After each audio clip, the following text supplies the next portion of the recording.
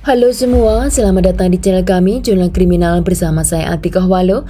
Bagi Anda yang menyukai pembahasan tentang kasus-kasus kriminal, kami sengaja membangun channel ini untuk Anda.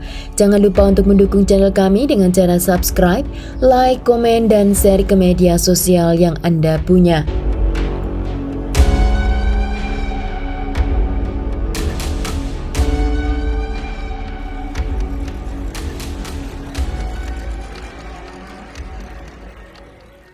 Kasus hari ini datang dari negara Meksiko dan kasusnya terjadi pada tahun 2011. Seorang laki-laki yang bernama Jorge Antonio Inestra Sales, dia adalah seorang security di sebuah toko. Dan di toko tersebut juga terdapat seorang karyawan yang bernama Clara Tapia Ejea. Dia di sana bekerja menjadi cleaning service. Mereka berdua saling dekat di tempat kerja hingga suatu hari Jorge mengajak Clara untuk minum kopi di sebuah restoran. Jorge mengatakan banyak hal kepada Clara yang tidak lain hanyalah kebohongan belaka. Yang dimana Jorge mengatakan jika dia berasal dari keluarga yang kaya. Dan Jorge juga menyatakan jika dia telah menyelesaikan kuliahnya di bidang administrasi. Sedang Clara yang dikenal sebagai seorang wanita yang sangat rendah diri, Jorge berusaha untuk meyakinkan Clara jika pertemuannya hari itu akan membawa perubahan yang lebih baik dalam kehidupannya. Maka Clara pun juga mengatakan keluh kesahnya tentang apa yang dia alami dan juga mencurahkan apa harapan ke depannya. Clara mengatakan jika dia memiliki 3 orang anak yang dimana dia besarkan sendirian karena ayah-ayah mereka telah meninggalkannya sejak mereka masih balita. Jorge mengatakan jika dia akan membantu mencari bantuan dari pemerintah atas situasi keluarganya. Dan Clara juga mengatakan jika dia sedang mengumpulkan uang untuk membeli rumah. Jorge mengambil kesempatan tersebut dengan mengatakan jika dia adalah lulusan administrasi, maka dia sangat tahu cara mengelola keuangan yang Clara simpan untuk membeli rumah impiannya. Jorge berhasil mengambil hati Clara dan Clara mengira bahwa pertemuannya hari itu dengan Jorge adalah hari keberuntungannya. Setelah pertemuannya di restoran tersebut, mereka langsung menjalin hubungan sebagai sepasang kekasih. Setelah 3 bulan mereka berpacaran pada bulan Januari pada tahun 2005, Clara mengajak Jorge untuk tinggal di rumahnya bersama ketiga anaknya, yaitu Gabriela yang saat itu masih berusia 15 tahun, Ricardo dia berusia 13 tahun, dan anak ketiganya dia bernama Clara yang masih berusia 12 tahun. Sebenarnya rumah yang Clara tempati itu adalah milik sekolah, yang dimana Clara juga bekerja di sana sebagai cleaning service, dan karena Clara tidak punya tempat tinggal, maka pihak sekolah memberi fasilitas untuk tinggal di dalam gedung sekolah. Dan sekolah tersebut terletak di kota Iztapalapa di kapital Meksikana. Karena Clara harus bekerja di 2 tempat, maka dalam waktu sehari, Clara harus menghabiskan waktunya selama 18 jam di luar rumah.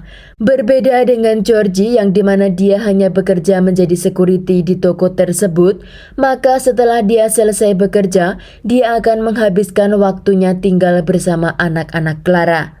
Selama Jorge tinggal bersama keluarga Clara, dia menyarankan untuk Clara menyerahkan semua uangnya yang telah dia tabung dan juga gaji bulanannya untuk dia kelola agar dia dapat membeli rumah nantinya.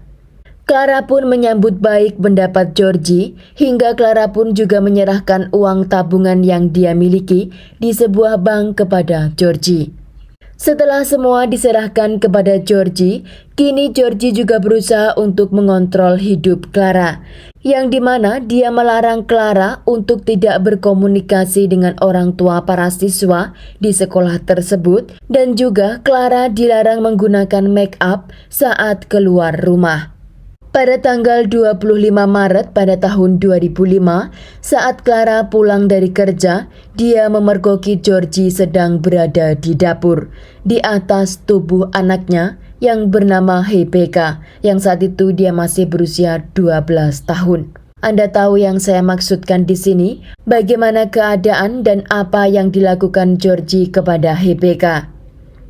Di rumah tersebut juga terdapat anak Clara yang bernama Gabriela yang masih berusia 15 tahun sedang duduk di ruang tamu sambil menangis.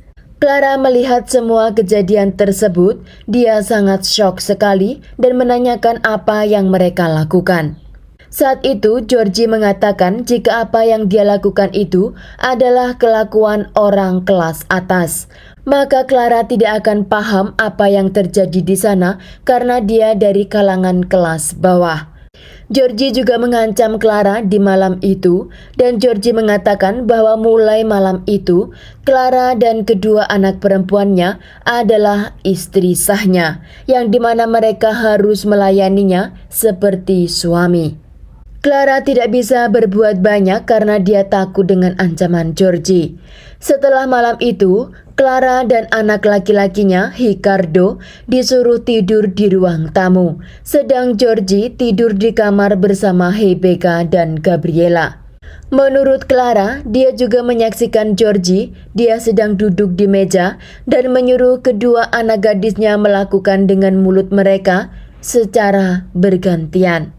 Georgie mengambil gelas dan mengeluarkan cairan di sana dan menyuruh kedua gadis itu meminumnya, dan itu dilakukan di depan Clara.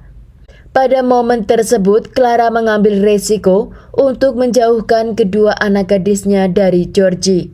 Namun menurut pengakuan Rebecca dan Gabriela, dia tidak akan berpisah dari Georgie karena dia saling mencintai. Rebecca dan Gabriela juga mengatakan kepada ibunya jika dia mengusir Georgie, maka dia akan ikut bersama Georgie.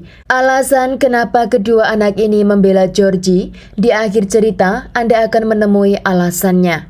Maka Clara saat itu dalam posisi yang sangat sulit. Dia hanya pasrah dengan apa yang terjadi. Georgie menyuruh Clara untuk mengeluarkan Rebecca dan Gabriela dari sekolah dengan segudang ancaman. Maka Clara pun tidak punya pilihan dan akhirnya kedua anaknya ini dikeluarkan dari sekolah. Karena saat itu Georgie sudah kehilangan pekerjaannya sebagai security, maka dia menyuruh Clara untuk bekerja di dua tempat dan juga memaksa anaknya yang bernama Ricardo untuk bekerja di luar menjadi pemulung. Sedang Georgie tinggal bersama kedua putri Clara di dalam rumah tersebut. Georgie bukan hanya tinggal bersama kedua gadis tersebut, namun kedua gadis ini dikurung di dalam kamar yang tertutup, bahkan jendela kamar itu Georgie tutup penuh dengan kayu. Ricardo terkadang pulang tidak membawa uang, dan jika itu terjadi, maka Georgie akan menghukumnya dengan melepaskan semua pakaiannya dan menyuruh Ricardo untuk tidur di atas genteng. Juga seringkali Ricardo disuruh menyaksikan apa yang kedua saudaranya lakukan kepadanya. Ricardo dan Clara jarang dipertemukan dengan Rebecca dan Gabriela oleh Georgie. Walaupun mereka tinggal serumah, namun kedua anak gadis ini dikurung di dalam kamar tertentu. Pada bulan Oktober pada tahun 2006, salah satu anak Clara melahirkan seorang bayi laki-laki, hasil buah cintanya dengan Georgie.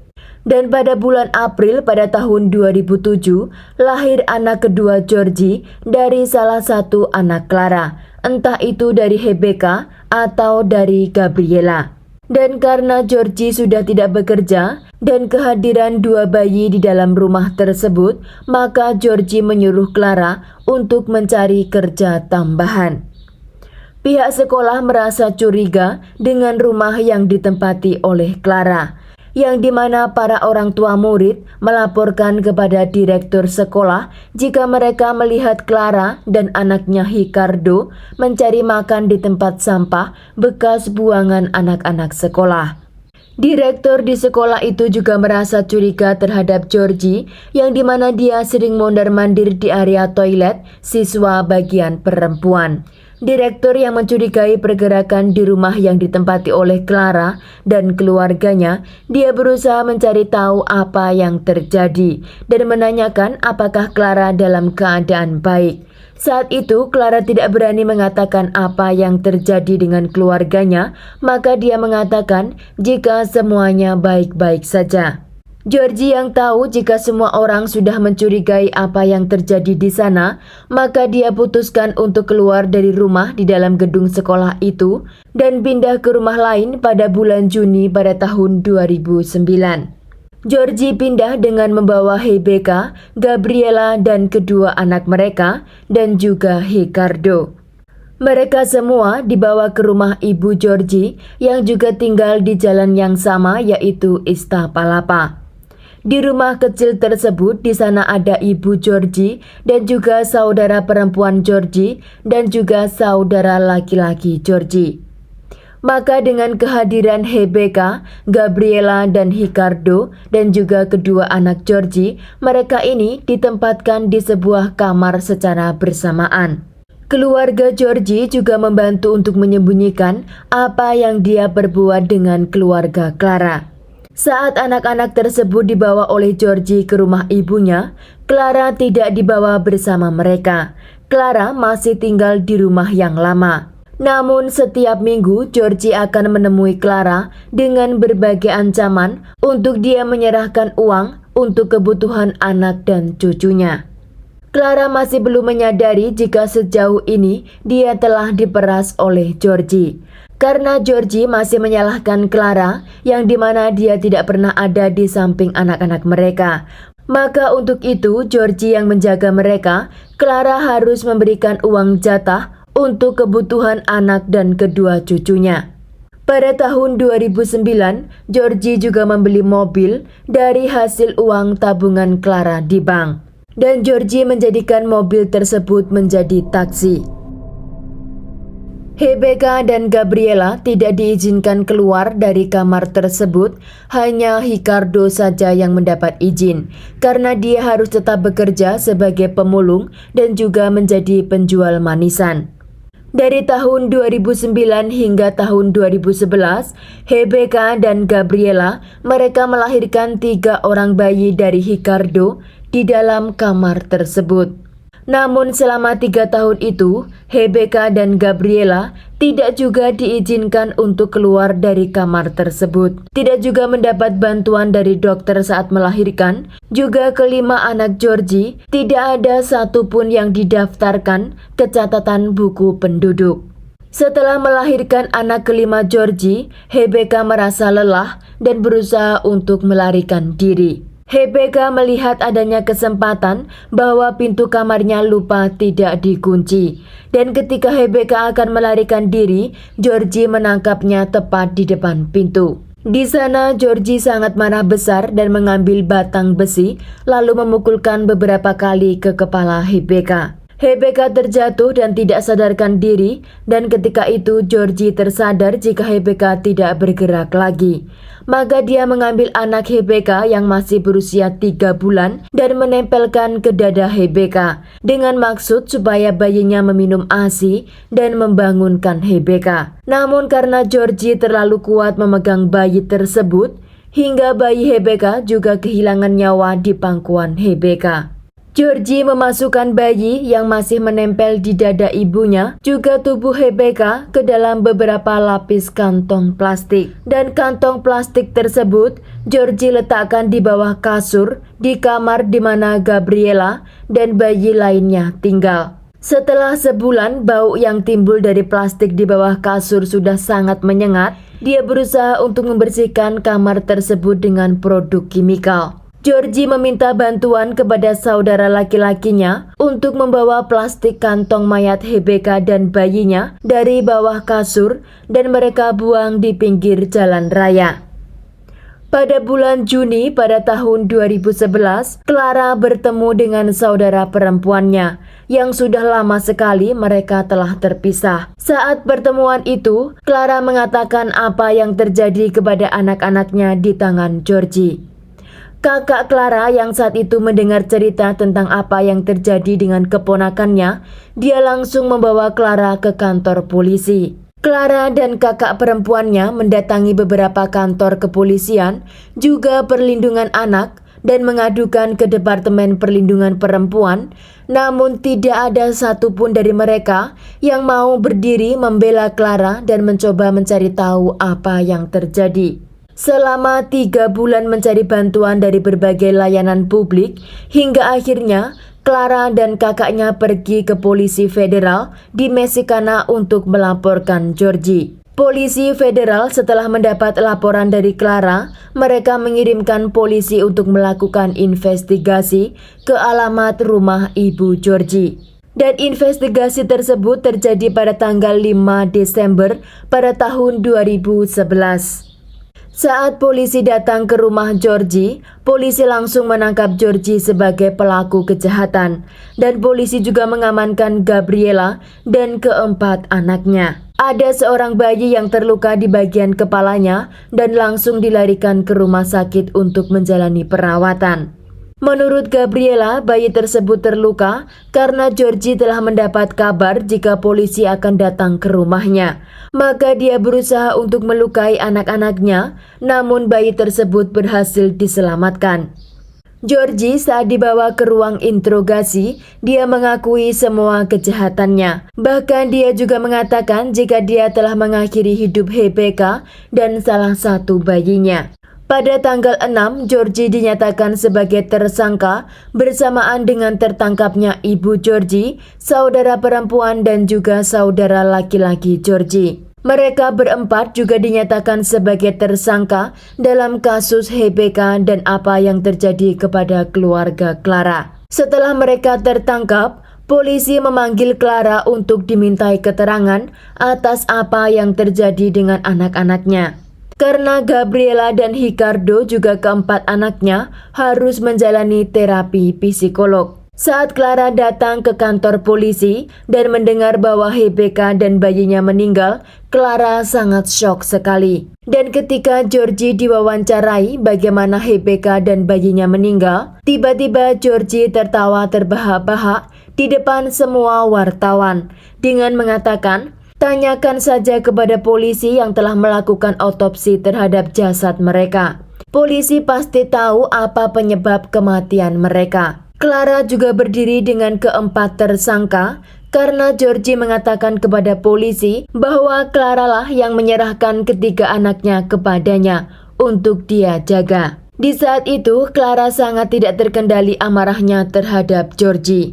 Namun polisi memutuskan untuk menahan Clara juga sebagai tersangka atas kasus yang terjadi kepada anak-anaknya. Gabriela saat dimintai keterangan tentang apa yang terjadi, dia mengatakan kepada polisi jika Georgie adalah laki-laki yang baik dan ibunya lah yang bersalah karena telah menelantarkannya. Namun setelah dilakukan tes kejiwaan, dokter menyatakan bahwa Gabriela didiagnosis menderita sindrom Stockholm. Sindrom ini dicirikan oleh keadaan psikologis intimidasi, kekerasan atau pelencongan yang dimana korban menjadi sasaran agresornya. Namun bukan penolakan, tetapi pelaku biasanya menciptakan simpati atau bahkan ikatan emosional, persahabatan atau cinta yang kuat untuk pelaku. Karena sindrom inilah, Gabriela terus menjadi pendamping Georgie dan menurut dokter, sindrom ini sudah sangat buruk sekali di kepala Gabriela. Setelah dilakukan treatment kepada Gabriela, dia baru tersadar jika apa yang dilakukan Georgie terhadap dirinya, HBK dan juga bayi-bayinya adalah sebuah kejahatan. Maka Gabriela kini mencabut semua laporan yang memojokkan ibunya. Dan kini dia mengajukan laporan untuk menuntut Georgie. Ternyata Clara mengalami penderitaan hidup sejak dia masih balita, yang dimana Clara lahir pada tanggal 12 Agustus pada tahun 1968 di kota Ciautla. Dia lahir dari keluarga yang sangat sederhana. Clara memiliki 10 orang saudara kandung lainnya, dan saat Clara masih berusia 4-7 tahun, dia telah ditiduri oleh laki-laki dari anggota keluarganya. Setelah Clara masuk sekolah, dia juga mendapat perlakuan buruk dari salah satu gurunya yang berulang kali menidurinya. Keluarga semua tahu apa yang dialami oleh Clara, namun demikian, sahabat dari keluarga Clara saat Clara masih di bangku sekolah juga ikut menggilirnya. Clara dikenal sebagai anak yang sangat rajin ke sekolah, dan saat dia remaja, dia sekolah untuk menjadi anggota militer. Namun sayang dia tidak bisa lulus karena dia telah dihamili oleh teman sekolahnya. Dan pada tanggal 18 November pada tahun 1989, lahirlah anak pertamanya yang bernama Gabriela. Saat itu Clara berusia 21 tahun dan ayah biologis Gabriela tidak mau bertanggung jawab atau mengakui Gabriela sebagai anaknya. Clara bukan hanya kehilangan kesempatan menjadi militer, dia juga harus membesarkan bayinya sendirian. Setelah Clara mengurus Gabriela sendiri, lalu dia mengenal dan menikah dengan seorang pria pecandu likor. Dan dengan pria tersebut, Clara melahirkan 2 anak lainnya, yaitu Ricardo dan Rebecca. Namun karena suaminya tidak mau mengurus anak-anak tersebut, maka dia memilih untuk meninggalkan Clara dan anaknya begitu saja. Setelah polisi mengetahui jalan hidup Clara, mereka mengantarkan Clara ke psikolog untuk dites kejiwaannya. Setelah dilakukan tes, ternyata Clara didiagnosis menderita trauma kekerasan seksual. Karena penyakit tersebut, polisi melakukan analisis ulang kasusnya dari tersangka dan kini menjadi korban kekerasan. Clara dikeluarkan dari penjara pada tanggal 5 September pada tahun 2013. Sedang pemeriksaan kejiwaan pada Georgie, dokter menyatakan bahwa Georgie tidak ada gangguan mental. Semua kejahatan yang dia lakukan karena kemauan dan dalam kesadaran penuh. Persidangan akhir kepada Georgie terjadi pada tahun 2015. Yang dimana hakim menjatuhi hukuman kepada Georgie selama 241 tahun penjara. Ibu Georgie juga dinyatakan bersalah dan dijatuhi hukuman selama 20 tahun, 7 bulan dan 15 hari penjara. Kakak laki-laki Georgie juga dinyatakan bersalah dan dijatuhi hukuman selama 18 tahun dan 9 bulan penjara. Sedang kakak perempuan Georgie juga dinyatakan bersalah dan dia dijatuhi hukuman selama 18 tahun dan 9 bulan penjara. Sekian kasus hari ini, jangan lupa tinggalkan like dan komen. Jika Anda tidak keberatan, klik tombol subscribe untuk mendukung channel kami. Terima kasih saya ucapkan kepada Anda para subscribers. Sekian, sampai jumpa di kasus berikutnya.